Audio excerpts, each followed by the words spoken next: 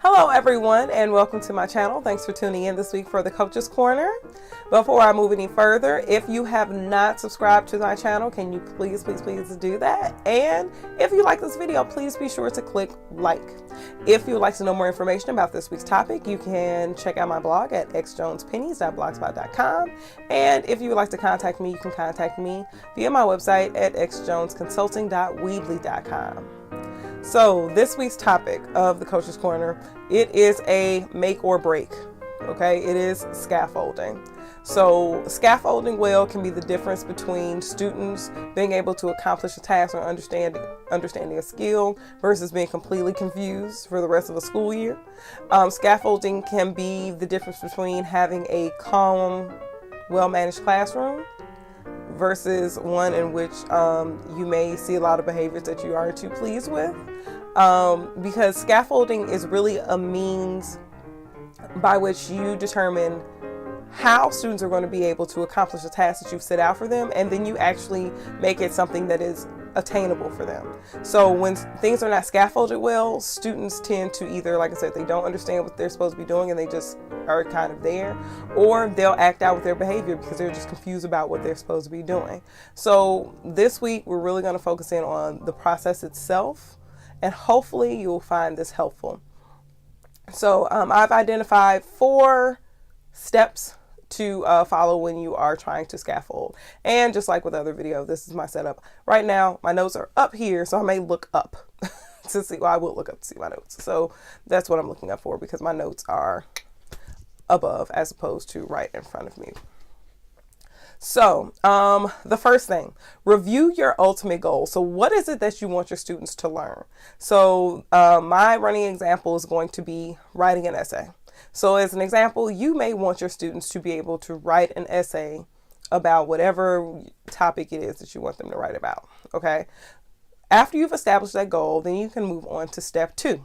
Now, step 2 is you need to determine what are the components of that goal. What are the things that my students need to do in order to be able to accomplish that task? And that's the question that you need to ask yourself.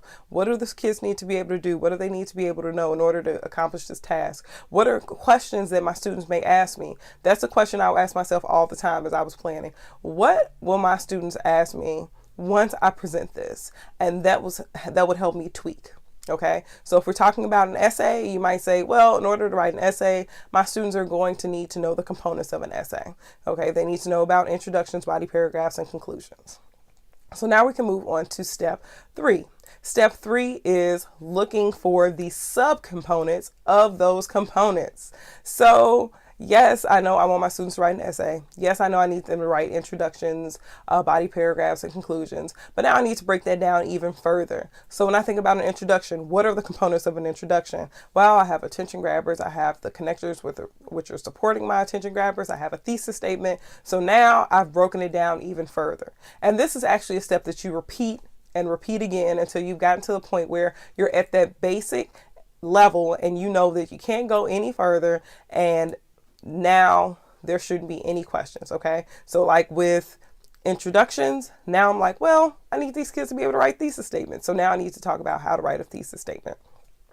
So once you've broken everything down as far as it can go, then step 4 is when you begin to model your instruction, and you begin to create assignments around all of those subcomponents. So if I know I want my students to be able to write essays, but I've broken it down all the way to, oh, well, I need to make sure they know how to write thesis statements first.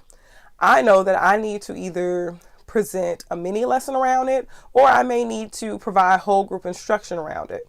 So every assignment that I'm creating is helping them to get to the point where they can actually write an essay. So these are the 4 steps to scaffolding.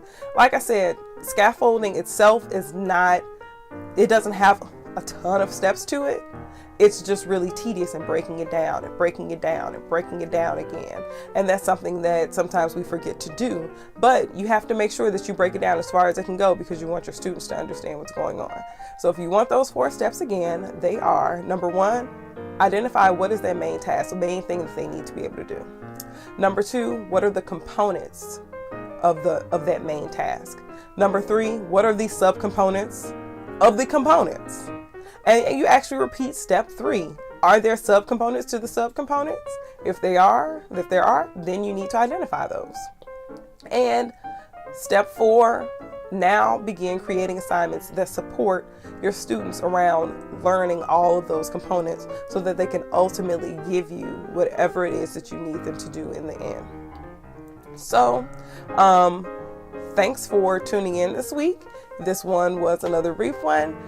If you like this video, please be sure to like. If you want more information about scaffolding, you can check out my blog at xjonespennies.blogspot.com.